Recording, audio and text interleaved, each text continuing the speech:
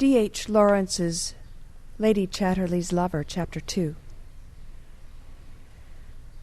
Connie and Clifford came home to Ragby in the autumn of 1920. Miss Chatterley, still disgusted at her brother's defection, had departed and was living in a little flat in London. Ragby was a long, low old house in brown stone, begun about the middle of the 18th century, and added on to till it was a warren of a place without much distinction. It stood on an eminence in a rather line old park of oak trees, but alas, one could see in the near distance the chimney of Tevershall Pit, with its clouds of steam and smoke, and on the damp hazy distance of the hill the raw straggle of Tevershall village, a village which began almost at the park gates, and trailed in utter, hopeless ugliness for a long and gruesome mile. Houses, rows of wretched, small, begrimed brick houses, with black slate roofs for lids, sharp angles, and wilful blank dreariness. Connie was accustomed to Kensington or the Scotch hills or the Sussex downs. That was her England. With the stoicism of the young, she took in the utter soulless ugliness of the coal and iron Midlands at a glance, and left it at what it was. Unbelievable, and not to be thought about. From the rather dismal rooms at Ragby she heard the rattle-rattle of the screams at the pit, the puff of the winding engine, the clink-clink of shunting trucks, and the hoarse little whistle of the colliery locomotives. Tevershall Pit Bank was burning, had been burning for years, and it would cost thousands to put it out. So it had to burn. And when the wind was that way, which was often, the house was full of the stench of this sulphurous combustion of the earth's excrement. But even on windless days the air always smelt of something under earth, sulphur, iron, coal, or acid. And even on the Christmas roses the smuts settled persistently, incredible, like black manna from the skies of doom. Well, there it was. Fated like the rest of things. It was rather awful, but why kick? You couldn't kick it away. It just went on. Life, like all the rest.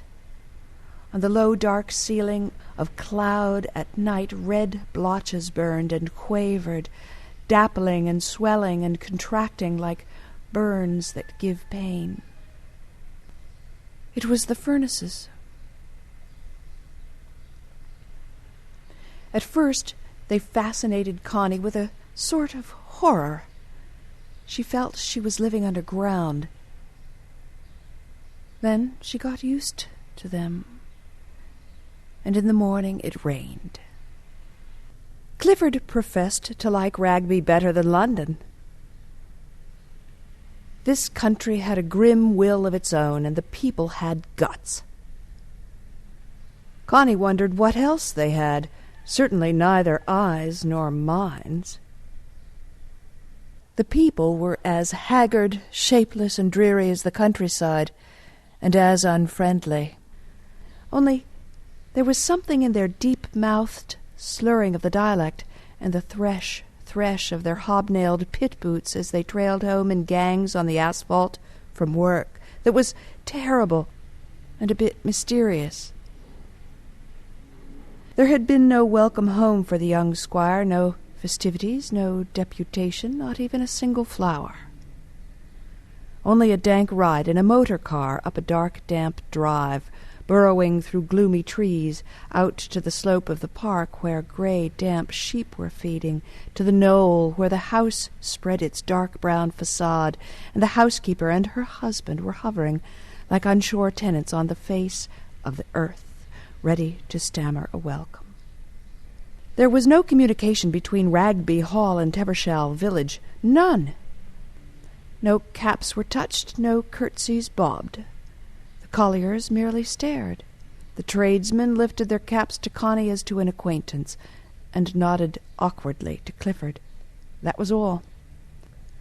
Gulf impassable, and a quiet sort of resentment on either side.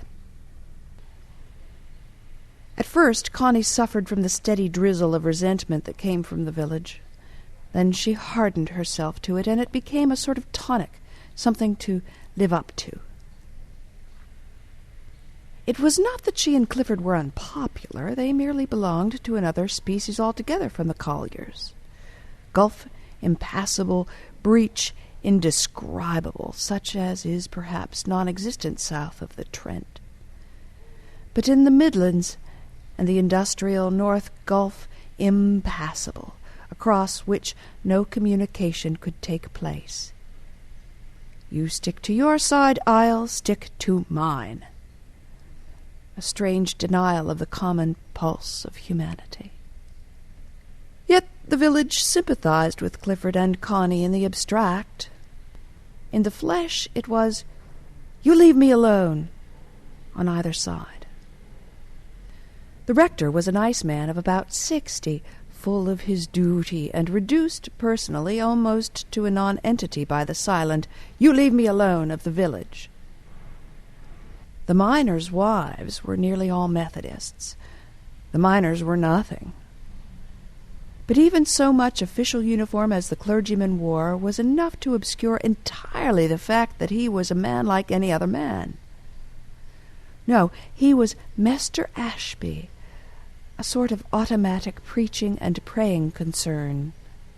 This stubborn, instinctive, "we think ourselves as good as you if you are Lady Chatterley," puzzled and baffled Connie at first extremely.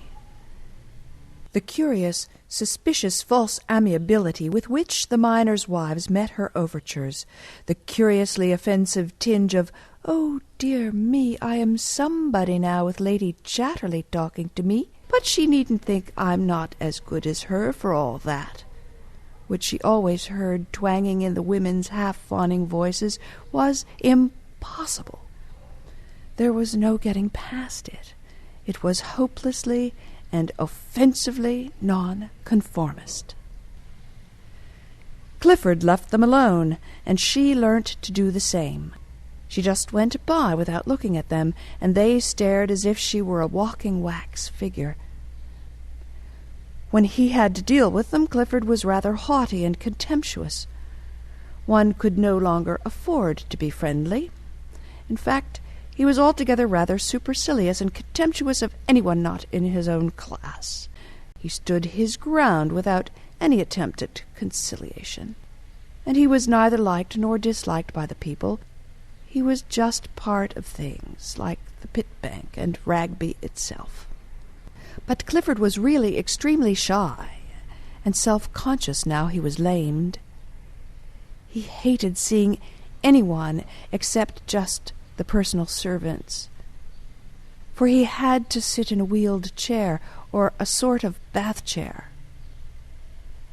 Nevertheless, he was just as carefully dressed as ever by his expensive tailors, and he wore the careful Bond Street neckties just as before, and from the top he looked just as smart and impressive as ever. He had never been one of the modern ladylike young men, rather bucolic even, with his ruddy face and broad shoulders.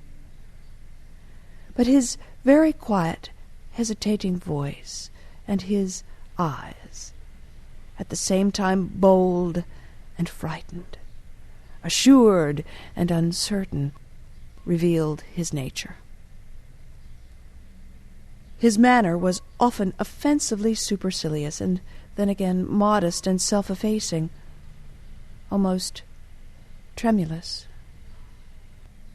Connie and he were attached to one another in the aloof modern way.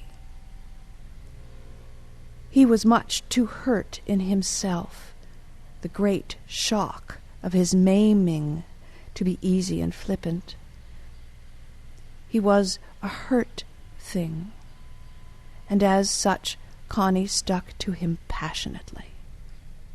But she could not help feeling how little connection he really had with people.